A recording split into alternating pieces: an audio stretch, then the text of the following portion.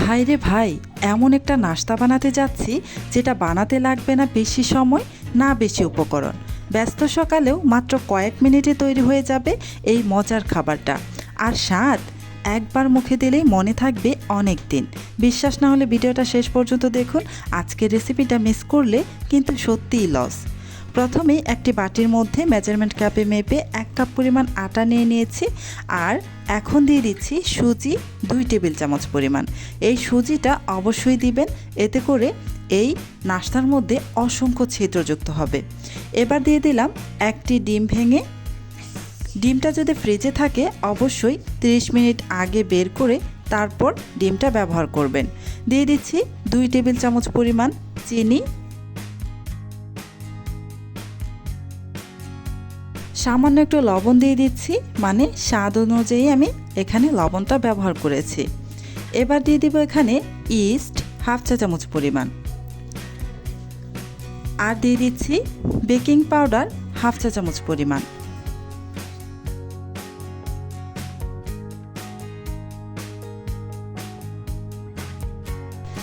এখানে মেজারমেন্ট কাপে মেপে 1 কাপ পরিমাণ দুধ দিয়ে দিব। প্রথমে হাফ কাপ দিয়ে দিচ্ছি আর বাকি হাফ কাপ একটু পরেই দিব। প্রথমে একটু মিশিয়ে নিই, তারপর বাকি হাফ কাপ দুধ দিয়ে দিব। এই দুধটা কিন্তু ঠান্ডা না, এই দুধটা এমন গরম করতে হবে যেন খুব বেশি গরম বা একেবারে ঠান্ডা না হয়, একটা আঙ্গুল চোবালে সহ্য করার মতো রাখতে পারেন। এই অবস্থায় আপনাকে দুধটা ব্যবহার করতে হবে। খুব বেশি গরম বা একেবারে ঠান্ডা দুধ দেওয়া যাবে না। এই যে বাকি হাফ কাপ দুধও আমি এখানে দিয়ে দিলাম। মোট 1 কাপ পরিমাণ দুধ এখানে আমি ব্যবহার করেছি। যারা যারা ভিডিওটা আমার এখন পর্যন্ত দেখতেছেন, প্লিজ আমার ভিডিওতে একটা লাইক দিয়ে দিবেন। আর আমার চ্যানেলটি যদি আগে থেকেই সাবস্ক্রাইব করে দেওয়া না থাকে, প্লিজ আমার চ্যানেলটি সাবস্ক্রাইব করে পাশে থাকা বেল আইকনটি অন করে দিবেন। এতে করে যখন আমি নতুন নতুন রেসিপির ভিডিও আপলোড করব, তখন সাথে সাথেই আপনার ওখানে নোটিফিকেশন পৌঁছে যাবে। এবার এখানে আমি আরও কিছুটা পানি দিয়ে দিচ্ছি। এই পানিটাও কিন্তু গরম, খুব বেশি গরম বা একেবারে ঠান্ডা নয়, ওই যে একটা আঙ্গুল চোবালে সহ্য করা যায় এরকম গরম। এখানে প্রায় আরও 3 টেবিল চামচের মতো পানি দিয়ে দিয়েছি। 1 কাপ পরিমাণ দুধ আর 3 টেবিল চামচ মতো পানি দিয়ে এই যে নাড়াচাড়া করে নিচ্ছি। আমার এতটুকুই পানি লেগেছে, আপনাদের ক্ষেত্রে আরও কম বা বেশিও লাগতে পারে। ভালোভাবে নাড়াচাড়া করে মিশিয়ে নিয়ে এবার ঢাকনা দিয়ে ঢেকে প্রায় 30 মিনিটের মতো আমি রেস্টে রেখে দেব। ফিরে আসছি 30 মিনিট পর। 30 মিনিট রেস্টে রাখার পর আমি ঢাকাটা সরিয়ে নিচ্ছি। এই 30 মিনিট রেস্টে রাখার কারণে এই ব্যাটার থেকে অসংখ্য বাবলস ক্রিয়েট হবে। এখন আমি নাড়াচাড়া করে আরও 1 থেকে 2 মিনিটের মতো নেড়েচেড়ে নিচ্ছি। এই নাস্তাটা বানাতে যেমন সহজ, খেতেও কিন্তু ভীষণ টেস্টি। আপনারা একবার যদি বানিয়ে খান, আমি আপনাদের কথা দিচ্ছি এই নাস্তাটা আপনারা প্রায়ই বানিয়ে খাবেন। খুব সহজ আর সহজ কিছু উপকরণ দিয়েই এই নাস্তাটা বানানো। ঝটপট ব্যস্ত সকালে এই নাস্তাটা বানিয়ে নিতে পারবেন। ব্যাটারটা আমার রেডি হয়ে গিয়েছে। এবার আমি নাস্তাগুলোকে বানানোর জন্য চুলায় একটা প্যানের মধ্যে সামান্য একটু তেল দিয়ে দিলাম। তেলটা দেওয়ার পর ব্রাশ দিয়ে পুরো প্যানের গায়ে তেলটাকে লাগিয়ে নিচ্ছি। খুব বেশি পরিমাণে তেল দেওয়া যাবে না, খুবই সামান্য তেল দিয়ে জাস্ট প্যানটাকে ভালোভাবে মুছে নেবেন। এতে করে নাস্তাগুলো একটার পর একটা খুব সহজেই উঠিয়ে নিতে পারবেন, প্যানের মধ্যে লেগে থাকবে না। এই যে এবার আমি এই প্যানের মধ্যে ব্যাটার দিয়ে দিব। তার আগে এই ব্যাটারটাকে এই যে এভাবে কিছুক্ষণ নেড়ে চেড়ে তারপর ব্যাটার দিয়ে দিবেন। প্রতিবার নাস্তা বানানোর পূর্বে ব্যাটারটা যখন প্যানের মধ্যে দিবেন, তখন ব্যাটারটা অবশ্যই নাড়াচাড়া করে নেবেন। কিছুটা ব্যাটার দিয়ে ঢাকনা দিয়ে ঢেকে দিলাম। এভাবে যদি ঢাকনা দিয়ে ঢেকে দেন, অসংখ্য ছিদ্রওয়ালা হবে। ঢাকনা দিয়ে ঢেকে প্রায় 30 সেকেন্ডের মতো অপেক্ষা করলেই নাস্তাটা কিন্তু হয়ে যাবে।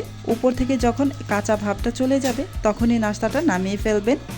দেখতেই পেয়েছেন কতটা সুন্দর হয়েছে আর লোভনীয় হয়েছে। সেমভাবে আমি আবারও এখানে কিছুটা ব্যাটার দিয়ে দিচ্ছি। প্যানের মধ্যে আর তেল দেওয়ার কোনো প্রয়োজন নেই। প্রথমবার যে আমি তেল ব্রাশ করে রেখেছিলাম, তাতে আমি এই নাস্তার সবগুলো বানিয়ে নিতে পারবো। আবারও কিছুটা ব্যাটার দিয়ে ঢাকনা দিয়ে ঢেকে দিলাম। আর হ্যাঁ, চুলার আঁচ কিন্তু একদম লো টু মিডিয়ামের মাঝামাঝিতে রাখতে হবে, একেবারে লো বা মিডিয়ামের থেকে বাড়িয়ে দেওয়া যাবে না।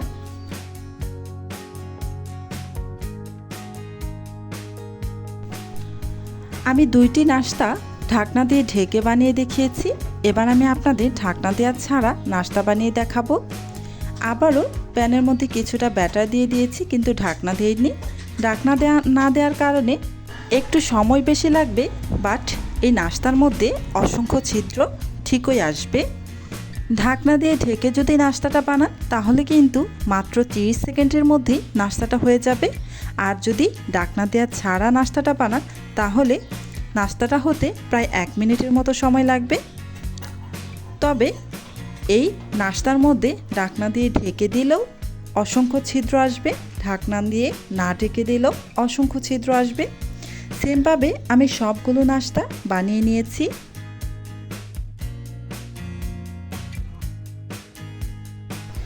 এত কম উপকরণে এত সহজে আর এত কম সময়ে কি দারুণ মজার একটা নাস্তা তৈরি হয়ে গেল। সত্যি বলতে একবার খেলে এই স্বাদ আপনি সহজে ভুলতে পারবেন না, বারবার বানাতে ইচ্ছে করবে। আপনারাও অবশ্যই বাসায় ট্রাই করে দেখবেন আর কমেন্ট করে জানাবেন কেমন হয়েছে আপনার নাস্তা। আর যদি ভিডিওটা ভালো লেগে থাকে তাহলে একটা লাইক দিয়ে দিন, আপনার প্রিয় মানুষদের সাথে শেয়ার করুন, কারণ এমন সহজ ঝামেলাহীন আর লোভনীয় রেসিপি সবাই জানার যোগ্য।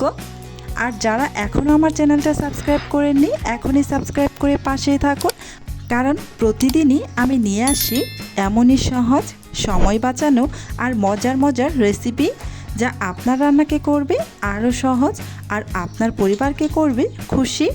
আজকের মতো এখানেই বিদায় নিচ্ছি। আল্লাহ হাফেজ।